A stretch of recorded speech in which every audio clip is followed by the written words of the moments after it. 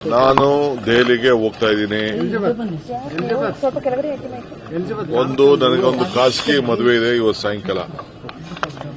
ನನ್ನ ಯಾರೊಬ್ಬರು ಆಪ್ತ ಸ್ನೇಹಿತರು IAS ಆಫೀಸರ್ ಅವರ ಮಗಂದು ಮದುವೆ ಇದೆ, ಹೋಗ್ತಾ ಇದ್ದೀನಿ. ಒಂದು ಎರಡನೇದು 14ನೇ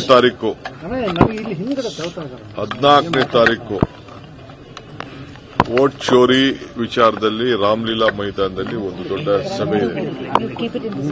ಆ ಸಭೆಗೆ ನಮ್ಮ ರಾಜ್ಯದಿಂದ ಪ್ರತಿ ಒಂದು ಜಿಲ್ಲೆಯಲ್ಲೂ ಕೂಡ 300 ಜನ ಕರ್ಕೊಳ್ಬೇಕು ಅಂತೇಳಿ ನಾನು ಎಲ್ಲ ನಮ್ಮ ಕ್ಯಾಬಿನೆಟ್ ಮಿನಿಸ್ಟರ್ಸ್ ಹೇಳಿದ್ದೀನಿ.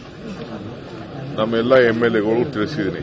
ಎಲ್ಲ ಕ್ಯಾಬಿನೆಟ್ ಮಿನಿಸ್ಟರ್ಸ್ ಆ ಜಿಲ್ಲೆಯ 300 ಜನ ಕಾರ್ಯಕರ್ತರನ್ನ ಅವರೇ ಜವಾಬ್ದಾರಿ ತೆಗೆದುಕೊಂಡು ಅವರೇ ಉಸ್ತುವಾರಿ ತೆಗೆದುಕೊಂಡು ಶಾಸಕರು ಮತ್ತು ಜಿಲ್ಲಾ ಕಾಂಗ್ರೆಸ್ನ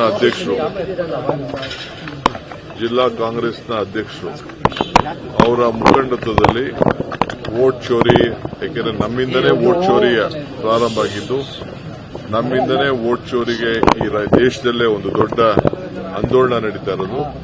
ನಾವು ಅತಿ ಹೆಚ್ಚಿನ ಸಂಖ್ಯೆಯಲ್ಲಿ ನಾವು ಭಾಗವಹಿಸಬೇಕು. ಆ ದೃಷ್ಟಿಯಿಂದ ಪ್ರತಿ ತಾಲೂಕು ಜಿಲ್ಲೆಯಿಂದ ಕನಿಷ್ಠ 30 ಜನ, ಬೆಂಗಳೂರಲ್ಲಿ ಸ್ವಲ್ಪ ಜಾಸ್ತಿ ನಾವು ಕರ್ಕೊಂಡು ಹೋಗಬೇಕಾಗಿದೆ. ಅದಕ್ಕೆ ಈಗಾಗಲೇ ನಾನು ರೈಲು ಮಂತ್ರಿ ಕೂಡ ನಾನು ರಿಕ್ವೆಸ್ಟ್ ಮಾಡಿದ್ದೀನಿ ಮತ್ತು ನಮ್ಮವರೆಲ್ಲ ಹೋಗಿ ರೈಲ್ವೆ ಹತ್ರ ಮಾತಾಡ್ಕೊಂಡು ಬಂದಿದ್ದೀವಿ. ಅಲ್ಲಿ ಅಕಾಮಿಡೇಷನ್ ಕೂಡ ನಾವು ವ್ಯವಸ್ಥೆ ಮಾಡಬೇಕಾಗಿದೆ. ಅದನ್ನು ಕೂಡ ಕೆಲವರು ಹೋಗಿ ನಾನು ಜವಾಬ್ದಾರಿ ವಹಿಸಬೇಕಾಗಿದೆ.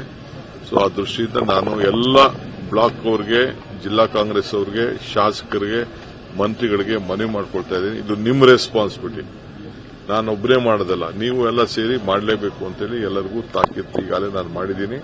ಮೊನ್ನೆ ನಾನು ಚೀಫ್ ಮಿನಿಸ್ಟರ್ ಇಬ್ಬರು ಕೂಡ ಎಲ್ಲರಿಗೂ ಕೂಡ ಸಂದೇಶವನ್ನು ಕೂಡ ಕಳಿಸಿದ್ದೀವಿ. ಇದು ನನ್ನ ಇದು.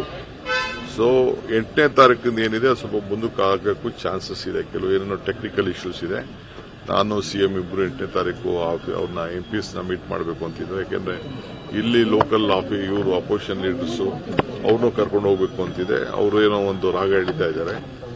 ಸೊ ಅದಕ್ಕೆ ನಾನು CM ಮಿಕ್ಕಿದ್ದ ನಾವು ಮಾತಾಡಿ ಅವ್ರುಗಳು ಕನ್ವೀನಿಯಂಟ್ ಡೇಟ್ ನಾವು ಫಿಕ್ಸ್ ಮಾಡ್ತೀವಿ.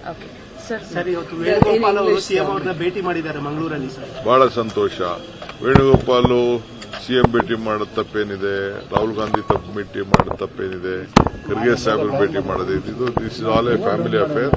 ಅವರೆಲ್ಲರೂ ಮಾತಾಡ್ತಾರೆ. ಪಕ್ಷದ ಏನೇ ವಿಚಾರ ಆದರೂ ವೇಣುಗೋಪಾಲ್ ಅವರ ಭೇಟಿ ಸಂದರ್ಭದಲ್ಲಿ DK ಶಿವಕುಮಾರ್ ಪರವಾದ ಘೋಷಣೆ, CM ಅವರು ಹೋದಂತ ಸಂದರ್ಭದಲ್ಲಿ ಪೂರ್ಣಾವಧಿ CM ಘೋಷಣೆ ಎರಡೂ ಆಗಿದೆ. ಅವೆಲ್ಲ ಕೆಲವು ಅಭಿಮಾನಿಗಳು ಮಾತಾಡ್ತಾರೆ. ಅದಕ್ಕೆಲ್ಲ ಯಾಕೆ ರಾಜಕಾರಣದಲ್ಲಿ ಎಲ್ಲ ತರದ ಜೈಕಾರಗಳು, ಧಿಕ್ಕಾರಗಳು, ಅಭಿಮಾನದ ಮಾತುಗಳು ಎಲ್ಲ ಕೂಡ ಇರ್ತವೆ. ಅದಕ್ಕೆಲ್ಲ ನಾವು ತಲೆ ಕೆಡಿಸ್ಕೊಳ್ತೀವಿ.